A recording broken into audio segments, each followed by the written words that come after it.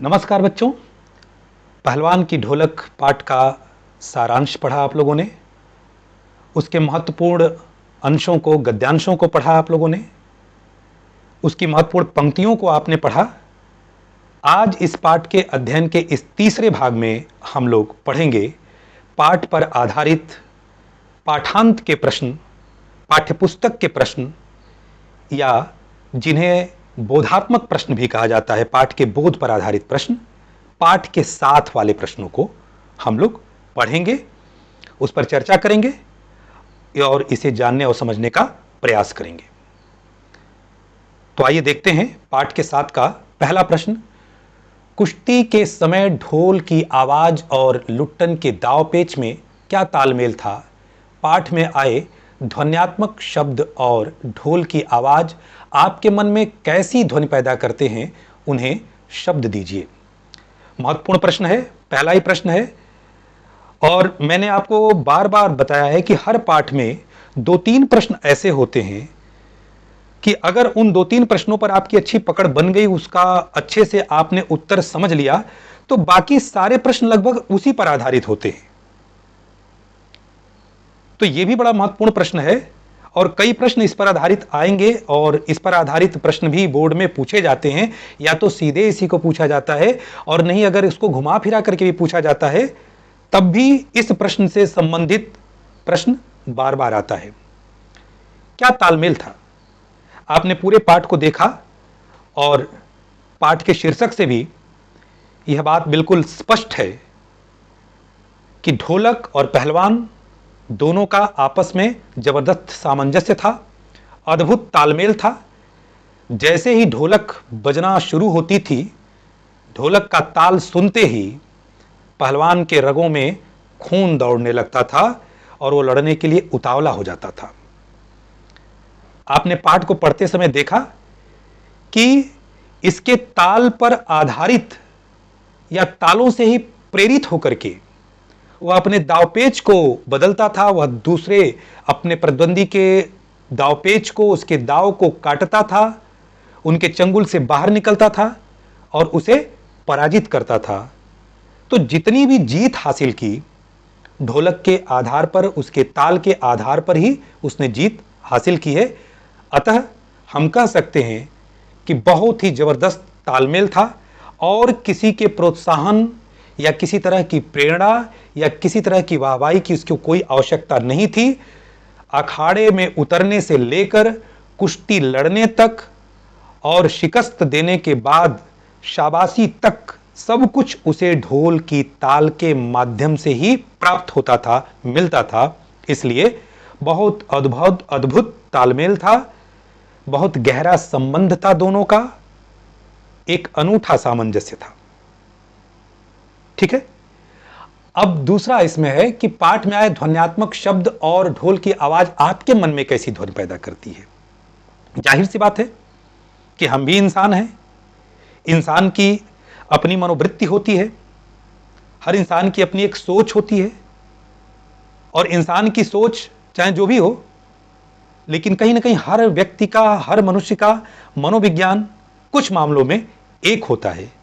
तो जाहिर सी बात है कि जिस तरह का असर पहलवान के मन में होता था ढोलक की ताल को सुन करके, वैसा ही असर हमारे मन में भी होता था या हमारे मन में भी होता है। जैसे ही ढोलक बजना शुरू होती है, एक प्रकार से उसकी ध्वनियाँ सुनाई पड़ती हैं और कहीं ना कहीं अखाड़े का दृश्य हमारे सामने होता है और उसके जो ताल हैं, जैसे धाक धिना तिरकट तिना, दाव काटो बाहर जाओ, दाव काटो बाहर जाओ, चटाक चट धा, अर्थात उठा पटक दे, धिना धिना धिक धिना, धिना धिना धिक धिना, चित करो चित किरो, और धा गिड़गिड़, वाह बहादुर। इस तरह की ध्वनियाँ निश्चित तौर पर हम भी अगर सुनते हैं तो हमारे अंदर भी उत्साह का संचार होता है। तो 2 प्रश्न हैं इसमें, दोनों का उत्तर ढोलक के ताल और उससे जो ध्वनि निकल रही है, उस ध्वनि से पहलवान कैसे प्रभावित होता है, पहलवान कैसे अपने दाव पेच बदलता है, और दूसरा ये ध्वनियाँ हमारे मन में किस प्रकार का भाव पैदा करती हैं, ये दोनों को लिखना है। ठीक है। तो हमारे मन में भी इन ध्वनियों को सुन करके उत्साह और उमंग का भाव पैदा होता है, उत्साह का संचार होता है। दूसरा प्रश्न है, कहानी के किस किस मोड़ पर लुट्टन के जीवन में क्या क्या परिवर्तन आए? कहानी के किस मोड़ पर लुट्टन के जीवन में क्या क्या परिवर्तन आए? बच्चों, कहानी आप पढ़ेंगे तो एक तो उसके जीवन का वह हिस्सा या शुरुआती दौर जिसमें उसका जन्म होता है और 9 वर्ष की उम्र में ही, अल्पायु में ही उसके माता पिता का देहावसान हो जाता है। उसकी शादी हो गई रहती है, अर्थात उसकी परवरिश यही कारण है कि उसकी विधवा सास करती हैं। विधवा सास को गांव के लोग बड़ा ताना देते हैं, बड़ा उपहास उड़ाते हैं, उनको परेशान करते हैं। इसके मन में उन लोगों के प्रति एक प्रतिशोध की भावना है। इसी कारण वो खूब दूध पीता है, कसरत करता है, शरीर बनाता है बदले की भावना को लेकर के, बदले की भावना से प्रेरित होकर के। और जवानी में आते आते वो एक अच्छा खासा पहलवान बन जाता है। उसकी शरीर बड़ी ही गठीली और सुडौल हो जाती है और अच्छा खासा पहलवान बन जाता है और उससे लोग डरने लगते हैं। एक तो उसके जीवन का यह मोड़, उसके माता पिता का देहावसान और उसके सास द्वारा उसकी परवरिश, खूब जम करके दूध दही खाना, कसरत करना, शरीर बनाना और जवानी तक आते आते नामी गिरामी, अच्छा खासा, कम से कम अपने क्षेत्र में एक अच्छा पहलवान के रूप में घोषित हो जाना या अच्छा पहलवान बन जाना। एक दूसरा मोड़ तब आता है उसके जीवन में और बहुत महत्वपूर्ण मोड़ आता है जब एक दिन वह श्यामनगर का मेला देखने जाता है और उस मेले में बहुत ही प्रसिद्ध और मशहूर पहलवान चांद सिंह, जिसको शेर के बच्चे की उपाधि प्राप्त थी, वो पिछले 3 दिनों से अनेक पहलवानों को शिकस्त देकर के, पराजित करके अखाड़े में दहाड़ रहा है, चुनौती दे रहा है। और उसके इस ललकार और चुनौती को पहलवान स्वीकार करता है। वृद्ध राजा श्यामानंद से अनुमति लेता है और फिर भिड़ जाता है चांद सिंह से। और कठिन संघर्ष के बाद, कड़े मुकाबले के बाद चांद सिंह को वो पराजित करता है और उसके पराजित करने के बाद राजा साहब के कृपा का पात्र बनता है, वह सम्मान प्राप्त करता है और राजा साहब ने अपने दरबार का दरबारी पहलवान उसको घोषित कर दिया।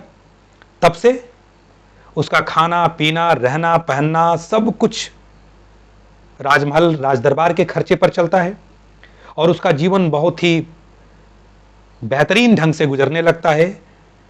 अच्छा खाने को मिलता है, पौष्टिक खाने को मिलता है, खुद भी कुश्ती लड़ता रहता है, अभ्यास करता रहता है और अपने 2 बच्चों को भी अभ्यास कराता है, सिखाता है। और एक प्रकार से कहीं ना कहीं दोनों बच्चे भी पहले से ही घोषित हो चुके हैं कि पहलवान के बाद ये दोनों बच्चे भी इसी राजदरबार के पहलवान बनेंगे। तो बहुत ही उसका जीवन सुखमय चल रहा है। हालांकि उसमें उसकी पत्नी का भी देहावसान हो गया रहता है, उसकी पत्नी भी गुजर गई रहती है, लेकिन उसके पहले वो 2 बच्चों को जन्म दे चुकी होती है। किंतु इसके बाद एक और मोड़ आता है इसके जीवन में जब वृद्ध राजा का देहावसान हो जाता है और फिर राजपाट को देखने के लिए, राजदरबार को देखने के लिए उनका विलायत में पढ़ रहा जो लड़का है वो आता है।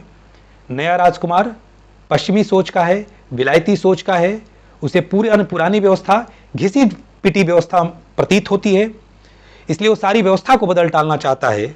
और उसी घिसी पिटी पुरानी प्राचीन व्यवस्था का जो प्रतीक है पहलवान, उस पहलवान को भी अपने राजदरबार से बाहर कर देता है। और फिर पहलवान अपने दोनों बच्चों को लेता है और अपने गांव वापस आ जाता है। और इसके बाद उसके जीवन का एक अगला मोड़ शुरू होता है। गांव के बाहर ही झोपड़ी डाल करके वो रहने लगता है और वहां पर फिर गांव के ही कुछ बच्चों को कुश्ती सिखाता है। लेकिन गांव के बच्चे आखिर आधा पेट खा करके कब तक कुश्ती सीख पाएंगे, वो भी बंद कर देते हैं। फिर अपने बच्चों को ही सिखाता है। और इसके बाद गांव में महामारी का प्रकोप होता है, अन्न की कमी हो जाती है, महामारी के कारण लोग निराश हो जाते हैं। फिर भी वो लोगों के मन में उत्साह भरने के लिए, लोगों के जीवन में आशा की किरण जगाने के लिए ढोलक बजाता रहता है, लोगों को हौसला देता रहता है।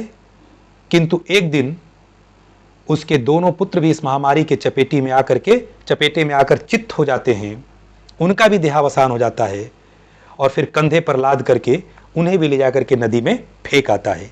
ये उसके जीवन का बहुत ही दुखद मोड़ है। फिर भी जबरदस्त उसका हौसला था, वो ढोलक बजाता रहता है, गांव वालों को संजीवनी देता रहता है, उनका उत्साह बढ़ाता रहता है, उनकी निराशा को दूर करता रहता है। घनघोर अंधेरे में भी अपने ढोलक की ताल के माध्यम से रोशनी की कुछ किरण देता है और एक दिन उसका भी देहावसान हो जाता है। वह भी आखिर महामारी के इस दौर में जीवन के संघर्ष से, जीवन के कठिनाइयों से जूझता जूझता पराजित हो जाता है, चित्त हो जाता है। और इस प्रकार से यह इसके जीवन का अंतिम मोड़ है, जिसमें बहुत ही दुखद तरीके से उसके जीवन का अंत हो जाता है। तो एक मोड़ उसके बचपन का, उसके जवानी तक का। दूसरा मोड़ श्यामनगर के मेले में चांद सिंह को पराजित करना। तीसरा मोड़ फिर राज दरबार का पहलवान घोषित हो जाना। इसके बाद जो मोड़ आता है, तीसरा मोड़ राजकुमार का आना और इसको निकाल देना। और चौथा मोड़ आता है कि अपने गांव में ही आकर के झोपड़ी में रहना, लोगों को कुश्ती सिखाना, अपने ढोल के आधार पर ही, ढोल के ताल पर ही। और अंतिम मोड़ आता है जब महामारी के इस बीमारी के कारण उसके दोनों बच्चों का देहावसान हो जाता है और खुद यह भी जीवन की जंग को हार जाता है। आगे देखते हैं।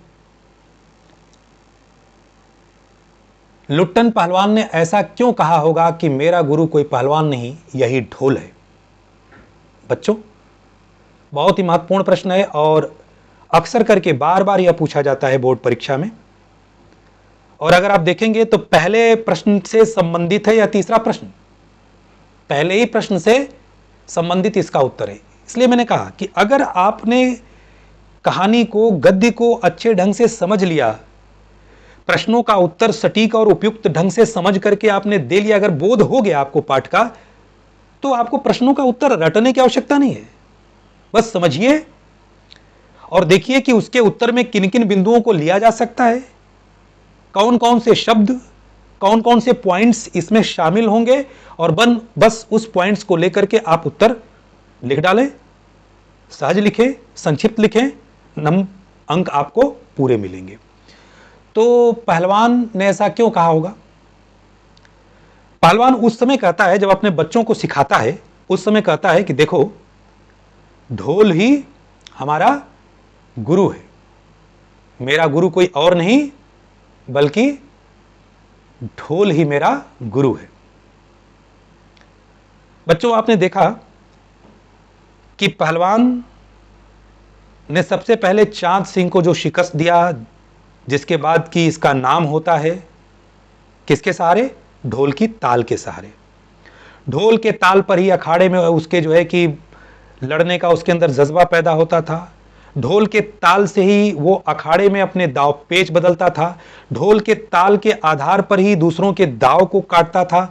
ढोल के ताल के आधार पर ही वो दाव लगाता था और अपने प्रतिद्वंदी को चित्त करता था।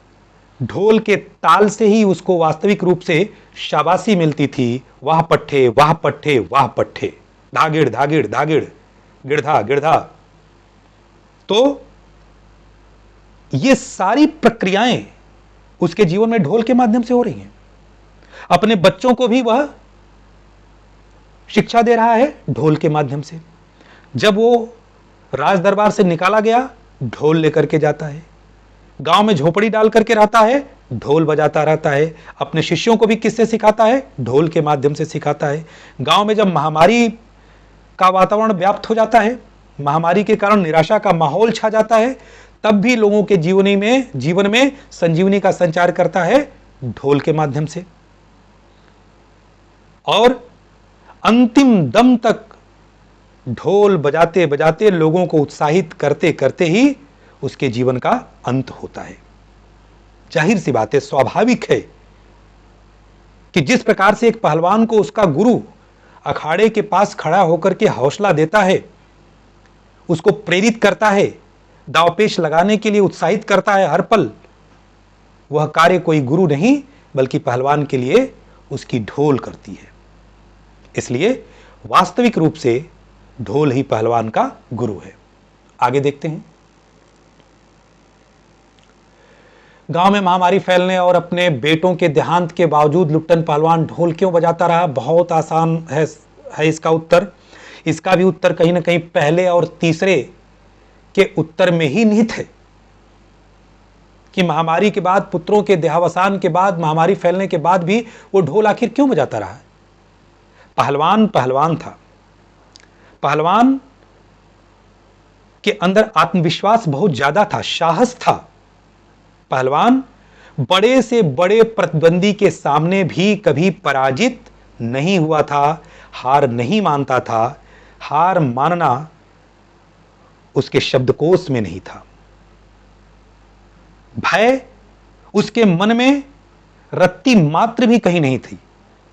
यही कारण था कि जब चारों तरह निराशा का माहौल व्याप्त हो जाता है, लोग चीख रहे हैं, चिल्ला रहे हैं, हताश हैं, उदास हैं, जीवन से बिल्कुल टूट चुके हैं, ऐसे विकट परिस्थिति में पहलवान के अंदर का जो पहलवान है, उसका जो आत्मविश्वास है, उसका जो साहस है, उसका जो जीतने का जज्बा है, उसका जो हार न मानने की आदत है, स्वभाव है, उस स्वभाव के कारण वह खुद को भी उत्साहित करता था और गांव वालों को भी अकेले अपने दम पर हौसला देता था, उत्साह देता था, उनके मन के अंधकार को अपने ढोलक के ताल से दूर करने का प्रयास करता था।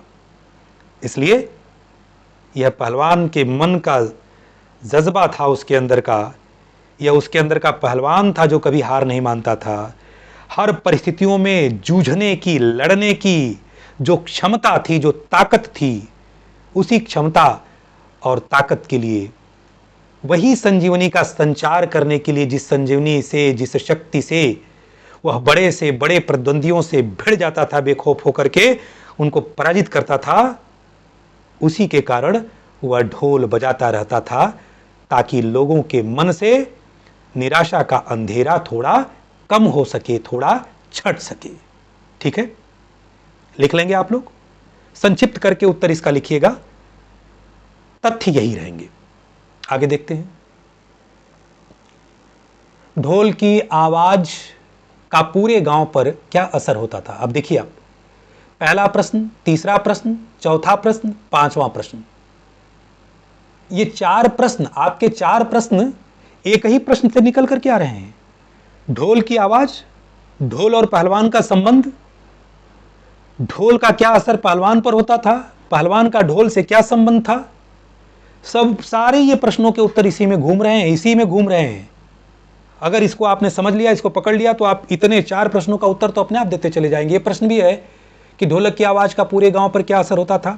यह सत्य है कि ढोलक की आवाज किसी बीमार को नहीं ठीक कर सकती थी। ढोलक की आवाज कोई दवा नहीं थी। ढोलक संक्रामक बीमारी हैजे और मलेरिया को दूर नहीं कर सकती थी।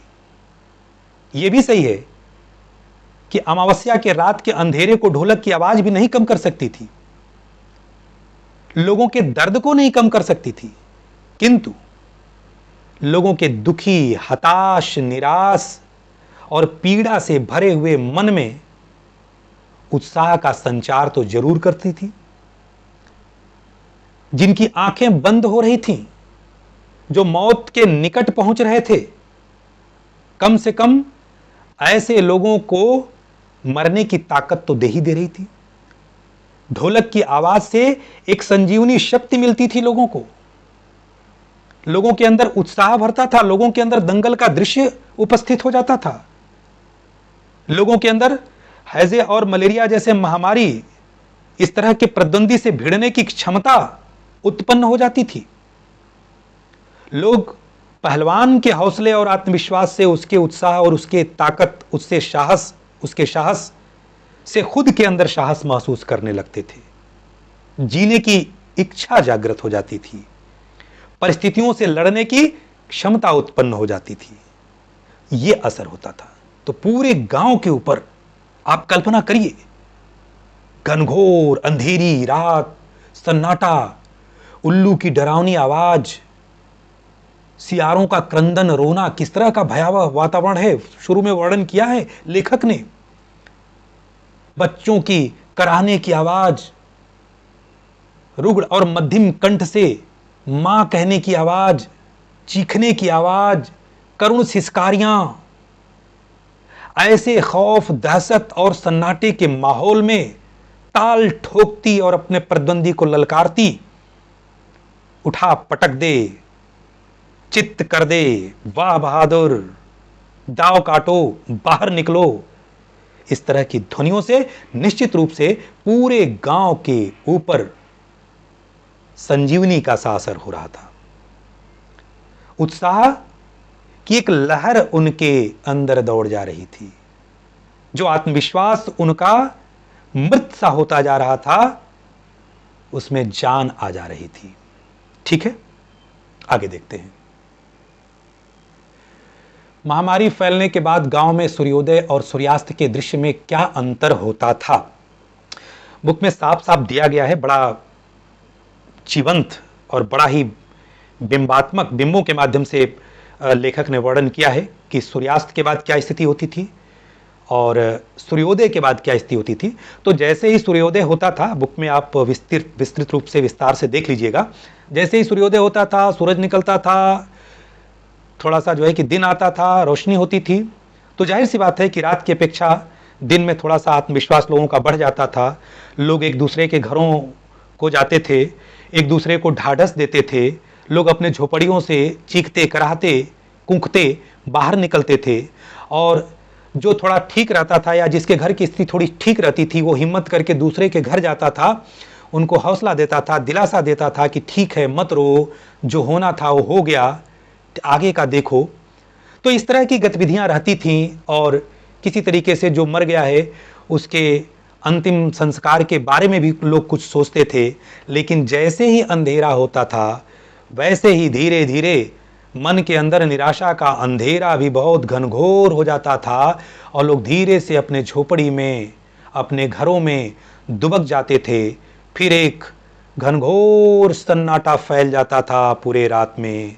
सिर्फ और सिर्फ उल्लुओं की डरावनी आवाज़, सियारों के रोने की आवाज़, कुत्तों के रोने की आवाज़, बच्चों के कूखने की, कराहने की आवाज़, कहीं कहीं करुणा से भरी हुई, दुख से भरी हुई चीख और सिसकारियां सुनाई पड़ती थीं। किसी की हिम्मत नहीं होती थी कि कोई किसी के घर जा सके, कोई किसी को हौसला दे सके। इस तरह का अंतर होता था, दोनों में बहुत अंतर होता था। दिन में जहां थोड़ी सी चहल पहल होती थी, थोड़ा सा लोग एक दूसरे से मिलने जुलने जाते थे, थोड़ा सा एक दूसरे का हौसला बढ़ाने का प्रयास करते थे, एक दूसरे के प्रति सहानुभूति देने का, रखने का प्रयास करते थे। रात में सब के सब बिल्कुल अपने घर में दुबक से जाते थे। ठीक है, आगे देखते हैं। कुश्ती या दंगल पहले लोगों और राजाओं का प्रिय शौक हुआ करता था। पहलवानों को राजा एवं लोगों के द्वारा विशेष सम्मान दिया जाता था। ऐसी स्थिति अब क्यों नहीं है? बिल्कुल, दरअसल पहले लोग पुराने लोग थे और पुराने लोग जो हमारे भारत की लोक शैली है, जो हमारे भारत की लोक परंपराएं हैं, उन लोक परंपराओं में, देसी परंपराओं में उनका ज़्यादा विश्वास या हुआ करता था। इसलिए वे लोग इन खेलों के शौकीन हुआ करते थे, पुराने राजा लोग, और वे लोग इन खेलों को प्रोत्साहन देते थे, प्रश्रय देते थे, जिसके कारण ये खेल आगे बढ़ते थे, दिन दुना रात चौगुना फलते फूलते थे। किंतु अब ये स्थिति नहीं रह गई है, क्योंकि अब ये पुराने लोग नहीं रह गए हैं। नई पीढ़ी की नई सोच है और कहीं ना कहीं भारतीय संस्कृति में या भारतीय संस्कृति के ऊपर पाश्चात्य संस्कृति आच्छादित हो गई है। पाश्चात्य संस्कृति का प्रभाव है, मीडिया का प्रभाव है, संचार माध्यमों का जो इतना प्रचलन बढ़ गया है उसका प्रभाव है। और ये जो खेल हैं, इन खेलों की जगह विदेशी और पाश्चात्य खेलों ने ले लिया है, क्योंकि लोगों की सोच बदल चुकी है। बहुत से लोगों की सोच विलायती हो चुकी है। वो पाश्चात्य संस्कृति का अंधा अनुकरण करते हैं। देसी संस्कृति को, लोक संस्कृति को वो पिछड़ा मान करके उपेक्षित करते हैं। इसलिए अब ऐसा नहीं हो रहा है। और जाहिर सी बात है कि जब कोई खेल, जब कोई कला राजाओं द्वारा, सत्ता द्वारा उपेक्षित होगा, तो हमारी जो युवा पीढ़ी होती है, उस युवा पीढ़ी का रुझान उस तरफ कम होता है। क्योंकि जब कोई उसको पूछने वाला नहीं है, कोई उसको महत्व देने वाला नहीं है, तो क्यों लोग उसके पीछे पड़ेंगे? जाहिर सी बात है, ऐसे खेल और ऐसे कलाओं के तरफ लोग जाएंगे, बढ़ेंगे जिनका महत्व हो, जिसमें नाम हो, जिसमें पैसा हो। ठीक है, तो ये स्थिति इसलिए नहीं है क्योंकि अब लोगों के ऊपर पाश्चात्य संस्कृति का असर है और लोग कहीं ना कहीं अपने देसी संस्कृति और लोक संस्कृति के प्रति उपेक्षा का भाव रखते हैं। इसकी जगह अब किन खेलों ने ले लिया है? जाहिर सी बात है, आप लोग देख सकते हैं कि जो हमारे देसी और पारंपरिक खेल हैं, इसकी जगह पर बहुत से, जैसे क्रिकेट है, फुटबॉल है, बैडमिंटन है, टेनिस है, इस तरह के खेलों ने ले लिया है। कारण यह है कि इन खेलों में पैसा ज़्यादा है, नाम ज़्यादा है, इन्हीं खेलों को मीडिया द्वारा भी महत्व दिया जाता है, इन्हीं खेलों को सत्ता द्वारा भी महत्व दिया जाता है। तो कहीं ना कहीं सिस्टम और सत्ता की ज़्यादा कृपा दृष्टि है इन खेलों के ऊपर। इसमें ज़्यादा पैसा है, ज़्यादा नाम है, विश्व स्तर पर नाम है, सम्मान लोगों को ज़्यादा मिल रहा है। इसलिए युवा पीढ़ी या आज के समय के लोग इन खेलों के प्रति ज़्यादा आकृष्ट होते हैं और इसलिए इस तरह के खेलों को ज़्यादा बढ़ावा मिलता है हमारे देसी पारंपरिक खेलों की अपेक्षा। कुश्ती को फिर से प्रिय खेल बनाने के लिए क्या क्या कार्य किए जा सकते हैं? बहुत से कार्य किए जा सकते हैं बच्चों, और इधर विगत कुछ वर्षों में अच्छे कार्य हो रहे हैं क्योंकि ओलंपिक में भी इसको स्थान मिल चुका है और भारत के पहलवान भी बहुत अच्छा कर रहे हैं और उन पहलवानों को मीडिया द्वारा भी महत्व दिया जा रहा है, शासन व्यवस्था द्वारा भी महत्व दिया जा रहा है। लेकिन फिर भी जितना इसको महत्व मिलना चाहिए आज भी नहीं मिल पा रहा है। जब तक किसी भी खेल, किसी भी कला को सरकारी तंत्र और सिस्टम का सहयोग नहीं मिलेगा, तब तक वह खेल, तब तक वह कला, तब तक वह संस्कृति बहुत आगे नहीं बढ़ सकती है। उसको संरक्षित नहीं कर सकते हैं हम और उसके प्रति ज़्यादा से ज़्यादा लोगों को प्रेरित नहीं किया जा सकता है। तो सबसे पहले तो ये कि सरकार को, सत्ता को, शासन को कुश्ती जैसे जो हमारे देसी खेल हैं, उन खेलों के प्रति अपने नज़रिया को बड़ा सकारात्मक करना होगा। अच्छे अच्छे प्रशिक्षण केंद्र खोलने होंगे वहाँ पर, और इस तरह के जो खिलाड़ी हैं उन खिलाड़ियों की अच्छी व्यवस्था करनी होगी, उनके नौकरी की व्यवस्था, उनके पढ़ाई की व्यवस्था, उनके खाने की व्यवस्था, ये सारी व्यवस्था करनी होगी, बढ़ावा देना होगा। सरकार की तरफ से इस तरह के खेलों से संबंधित प्रतियोगिताओं का आयोजन करना होगा और उन आयोजनों को राष्ट्रीय और अंतर्राष्ट्रीय स्तर पर प्रचारित करना होगा।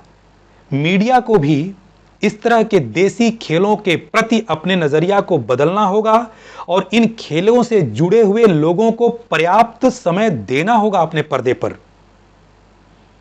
अगर मीडिया द्वारा, समाज द्वारा और सरकार द्वारा इन खेलों को प्रोत्साहित किया जाता है, इन खिलाड़ियों को प्रोत्साहित किया जाता है, इसको मुख्य ढर्रे से जोड़ा जा सकता है, तो निश्चित तौर पर इन खेलों को बढ़ावा मिलेगा और इन खेलों में हमारे गांव की एक से एक प्रतिभाएं निखर करके आएंगी और ओलंपिक जैसे खेलों में वो स्वर्ण पदक जीत कर लाएंगी। आगे देखते हैं। आकाश से टूटकर यदि कोई भावुक तारा पृथ्वी पर जाना भी चाहता है तो उसकी ज्योति और शक्ति रास्ते में ही शेष हो जाती है। अन्य तारे उसकी भावुकता अथवा असफलता पर खिलखिला करके हंस पड़ते हैं। ये महामारी के बाद का जो दहशत है, जो काली रात की भीषणता है, जो हताशा और निराशा का माहौल है, निराशा रूपी अंधकार जिस कदर लोगों के मन में व्याप्त है, उसी का वर्णन करते हुए कवि यहां पर तारों का मानवीकरण करते हुए यह बताने का प्रयास कर रहा है कि कितना भयावह मंजर है, कितना भयावह वातावरण है, किस तरह का अंधेरा धरती पर और लोगों के मनों में फैला हुआ है।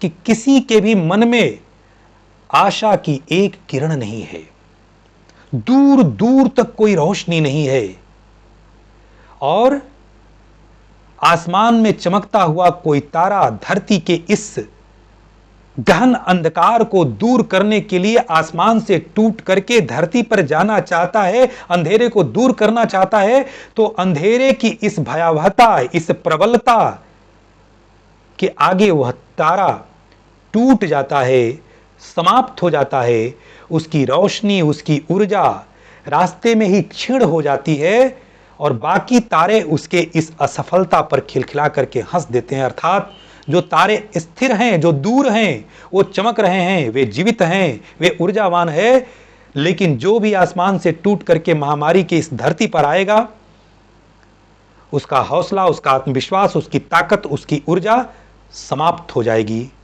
उसे मिटना पड़ेगा। इसके माध्यम से यह भी बताना चाहता है कवि कि अगर किसी व्यक्ति के अंदर कोई हौसला है, कोई आशा की रोशनी है, ज्योति बची हुई है, और उस रोशनी से वह लोगों के मन के भय के अंधेरे को, निराशा के अंधेरे को दूर करने का प्रयास कर रहा है, तो वहां तक पहुंचते पहुंचते इतने लोग दुखी हैं, इतना दुखी, हताशा और निराशा से भरा हुआ माहौल है कि उसकी पूरी क्षमता, पूरा आत्मविश्वास क्षीण हो जाता है। वो खुद वहां जाकर के हतोत्साहित हो जाता है, दूसरों को क्या उत्साहित करेगा। यही आशय है इन पंक्तियों का। आगे देखते हैं। पाठ में अनेक स्थलों पर प्रकृति का मानवीकरण किया गया है। पाठ में ऐसे अंश चुनिए और उनका आशय स्पष्ट करिए। बच्चों, काव्य के सौंदर्य परक तत्वों में एक अलंकार की चर्चा मैंने किया था, मानवीकरण। मानवीकरण, मानव, पर्सन। जब प्रकृति का, जब निर्जीव का हम सजीव के रूप में चित्रण करें, मनुष्य के तरह से चित्रण करें, उसके व्यवहार को हम मनुष्य की तरह से दिखाएं, तो वहां पर मानवीकरण अलंकार होता है। और फणीश्वरनाथ रेणु की सबसे बड़ी विशेषता है कि गद्य में भी जबरदस्त मानवीकरण का प्रयोग करते हैं। वो गद्य में भी बिंबों का इतना सटीक प्रयोग करते हैं कि गद्य अपने व्यंजना और अपने भाव में पद्य से भी ज्यादा कहीं कहीं प्रभावशाली दिखने लगता है, प्रभावशाली बन पड़ता है। ऐसे ही कई जगहों पर मानवीकरण का प्रयोग किया गया है। प्रकृति को, नेचर को मनुष्य के रूप में चित्रित किया गया है। जैसे अंधेरी रात चुपचाप आंसू बहा रही थी।